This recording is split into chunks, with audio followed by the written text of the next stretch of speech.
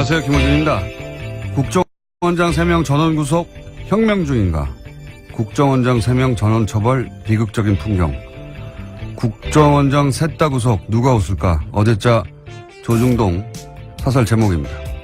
조선일보는 이들이 전원 감옥 가는 상황은 혁명이 아니면 안 된다며 이들 혐의가 혁명을 방불케 할 만큼 중대한가 묻습니다. 중앙일보는 그 자리에 있었다는 이유만으로 관행을 따랐다는 이유만으로 법적 책임을 묻는 건 법적 편의주의에 불과하다 합니다. 동아일보는 국정원장은 대북 활동에 최전선에 있었던 사람들인데 이들을 모두 잡는 건 북한 좋은 일이란 논리를 펴니다.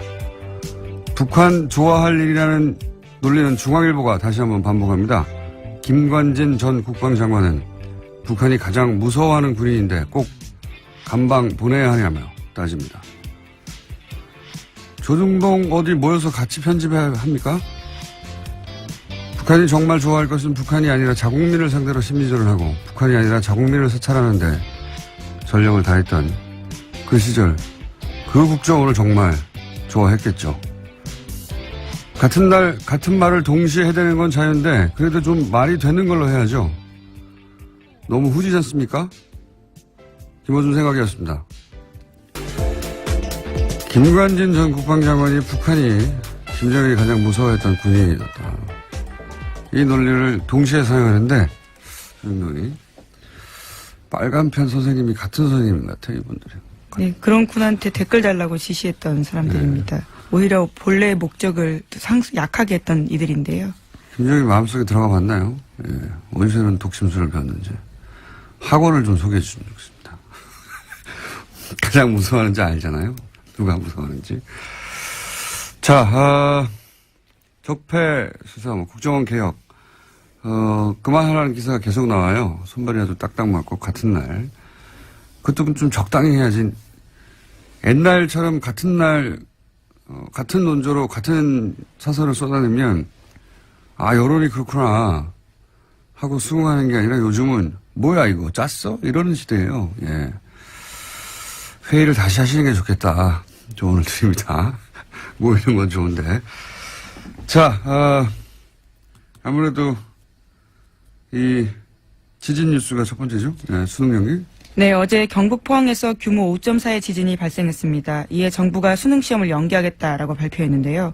올해 수능은 일주일 미뤄진 다음 주 목요일인 11월 23일에 치러지게 됩니다.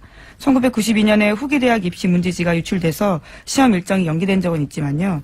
천재지변으로 대입시험이 미뤄진 것은 처음입니다. 교육부가 수능을 연기한 것은 포항 지역 수능 시험장에서 적지 않은 피해가 발생했기 때문인데요. 시험장이 모두 14곳이었는데 점검한 결과 10곳에서 건물 균열 등 문제가 있었다라고 합니다. 이게 이제 컨디션 조절이 걱정이 되는 학생이나 부모들도 있겠죠. 예. 그리고 일주일 더 이제 마음을 졸이는 게 힘든 학생들도 있을 수 있고, 뭐 각자 사정이 다르니까 불만도 당연히 있을 겁니다. 그렇죠? 예. 조선일보가 이제 재빠르게 이 불만을 캐치해서 이거 참 빨라요, 조선일보는. 사회적 갈등을 최대화하는 방향으로, 예, 기사 논조를 잡았더라고요. 예. 포항을 생각하면 수능 연기가 맞지만, 예, 59만 수험생은 대혼란이다. 예. 잘못된 결정이라는 기조하에 조선일보가 오늘 아침에 기사를 냈던데. 그러면서 이제 일주일 후에는 자연재해가 다시 일어나지 않으려는 보장이 없다. 연기할 필요가 없다는 이제 모 교장의 말로 기사를 끝을내요. 예. 근데 제가 보기엔 말이죠. 이 결정은 안전의 문제이기도 하지만 실제 이제 시험장이 불안한 것도 있고요. 예, 집에 못 들어간 학생도 있거든요. 네, 그렇죠. 어제 정말 큰 지진이 일어났었거든요. 근데 이게 보다 근본적으로는 제가 보기엔 이건 철학의 문제예요.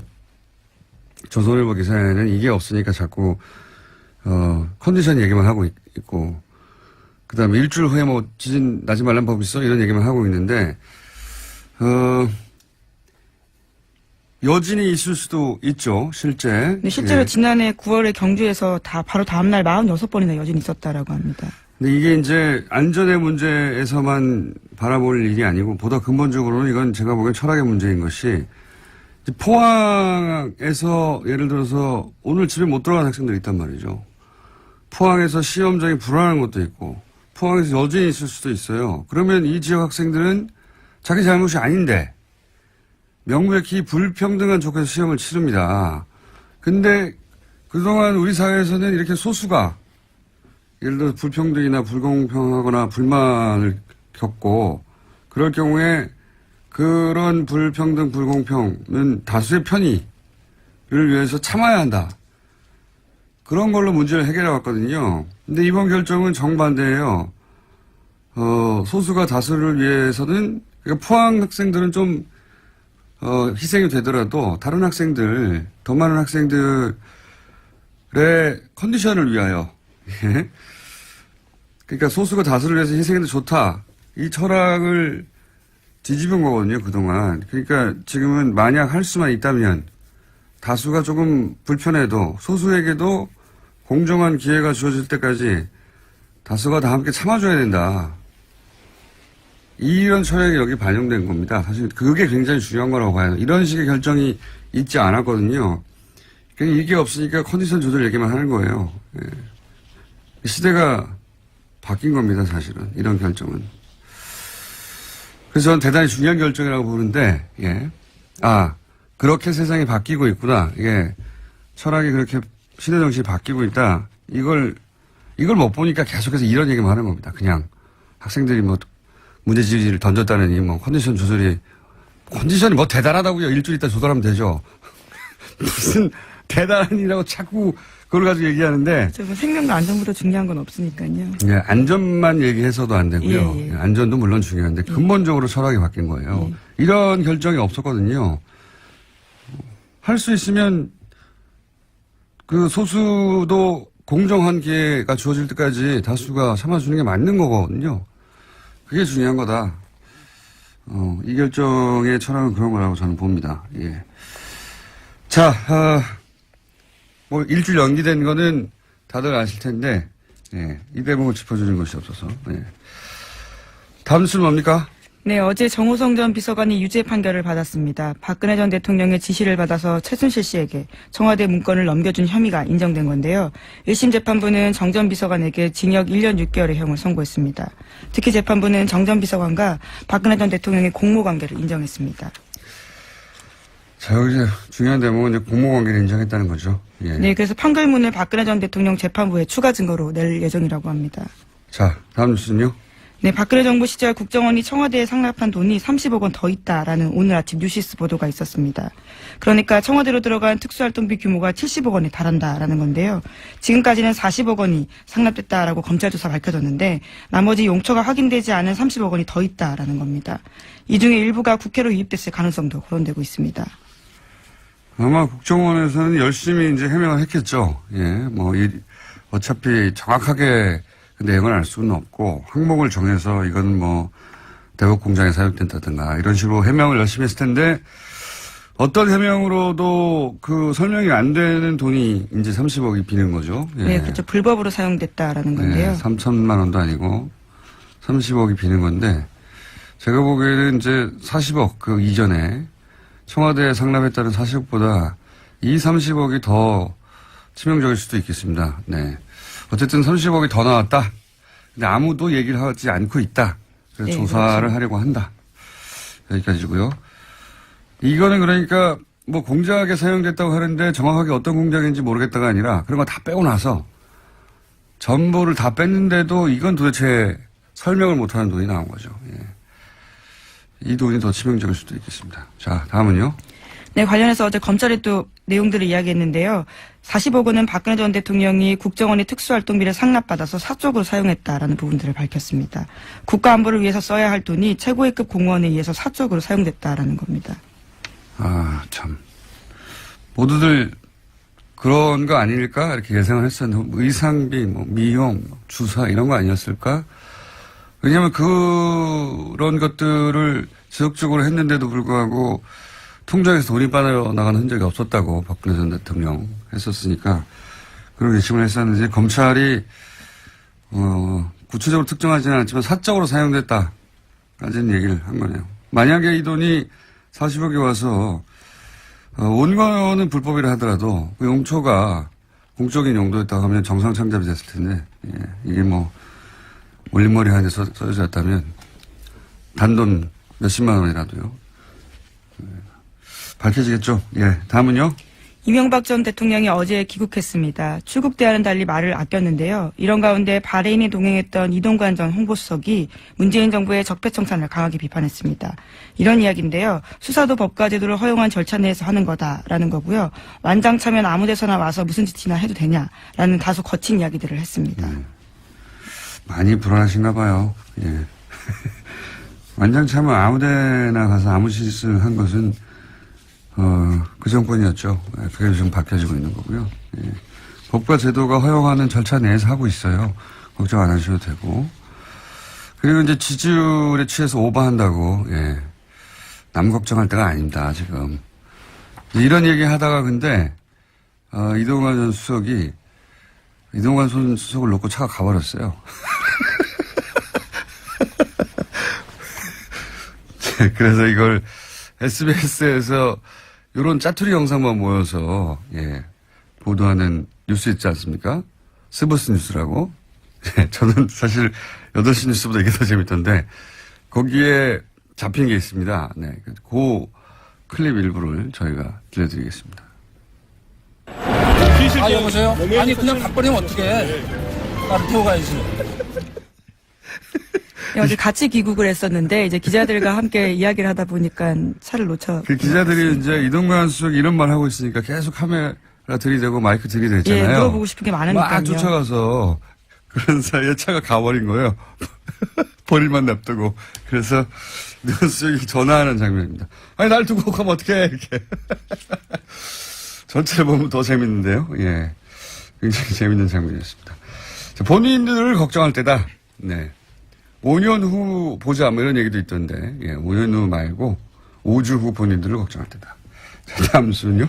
네, 현재 국정원은 이건희 삼성전자 회장의 차명 계좌와 관련한 후속 조치를 진행 중입니다. 그런데 국세청이 2007년 이후에 발생한 관련 부당소득에 대해서만 과세 조치가 가능하다라는 판단을 내렸다는 주장이 나왔는데요. 더불어민주당의 박용진 의원의 이야기입니다. 그래서 국세청이 관련해서 기획재정부에 유권 해석을 요청했다라는 겁니다. 아, 이건 말이죠. 이게 삼성과 관련된 일이기만 하면 우리 정부 부처들이 굉장히 손만방인데요. 이게 2008년에 불법적인 참여 계좌가 드러났잖아요. 네, 그렇죠. 그렇죠? 그러면 2018년이면 아직 있어요. 그때 밝혀진 참여 계좌 전체에 대해서 과세를 해야 되는데 국세청 얘기는 뭐냐면 이제 이 제척기간, 소위 이제 부정행위가 입증된 제척기간 해가지고 2007년 혹은 2008년의 계좌에 예, 들어있던 금액만 하겠다는 거예요. 근데 그때 이미 돈이 다 빠져나갔거든요. 그러면 뭐 과세할 게 없는 거예요. 이게 네, 말이 그렇죠. 안 되는 건데, 만약에 전화 박원지 기자가 네, 김은지입니다. 그리고 박용진 의원이고요. 네, 두 분을 합쳐놓으신 건가요? 그러네요. 김은지 기자가 10년 전에 불법행위가 들켰다. 네, 안 했습니다. 그러면 그 행위 들켰을 때 들킨 돈 전체에 대해서 과세를 해야죠. 네, 그렇죠. 이 회장 같은 경우에는 차명계좌 개설이 1980년대부터 이뤄졌다라고 하는데요. 그런 것들을 고려하면 상당 금액의 소득이 과세 범위를 벗어나게 된다라는 겁니다. 과세할 게 없어지는 거예요. 네, 깡통계좌 과세. 이러면 안 됩니다. 네, 이러면 안 되도록 뉴스공장에서 계속. 네, 김은지입니다. 아니, 뉴스공장에서요. 계속 저희가 주목하고 있겠습니다. 자, 하나 정도 더 하면 끝내야 될 것 같습니다. 오늘 리얼미터가 있어가지고요. 네, 시진핑 중국 주석의 특사가 내일 북한을 방문합니다. 중국 고위급 방북은 1년 9개월 만인데요. 이번은 방북을 통해서 북중 관계가 개선될지 관심이 쏠리고 있습니다. 그리고 저 뉴스도 또 나왔어요. 트럼프 핵버튼 네, 그렇죠. 제안하려고 하는. 예, 청문회가 지금 열리고 있는데요. 열렸습니다. 14일, 현지 시각으로 14일인데 미국 상원외교위원회가 관련한 청문회를 열었습니다. 미 의회가 대통령의 핵공격 명령 권한을 견제하는 청문회를 연 건요. 41년 만입니다. 자, 이제 뉴스공장에서 트럼프 미친 건가 아닌가, 미친 건가 미친 척하는 건가 이런 이야기를 몇 주 전부터 했는데, 예. 트럼프가 미친 거 아닌가라는 말을 여기서 미쳤다는 말은 사실 이런 표현이죠. 정상적으로 핵버튼을 맡겨도 되는가, 그렇게 정신건강이 건강한가, 정신건강에 문제 없나, 이런 질문인데, 이게 이제 저희가 하는 게 아니에요.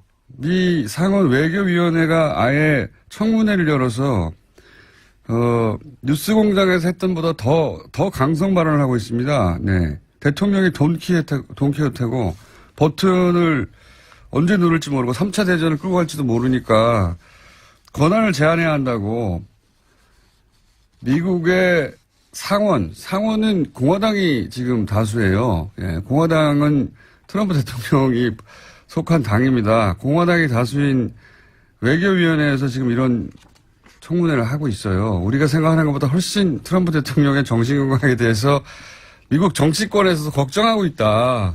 네. 그렇습니다. 그래서 이 청문회 결과가 어떻게 될지 모르겠는데 상원도 그렇고 하원도 그렇고 똑같은 얘기가 나오고 있어요. 자, 오늘 여기까지 하겠습니다. 네, 시사인 시사인의 김은지였습니다. 감사합니다. 네.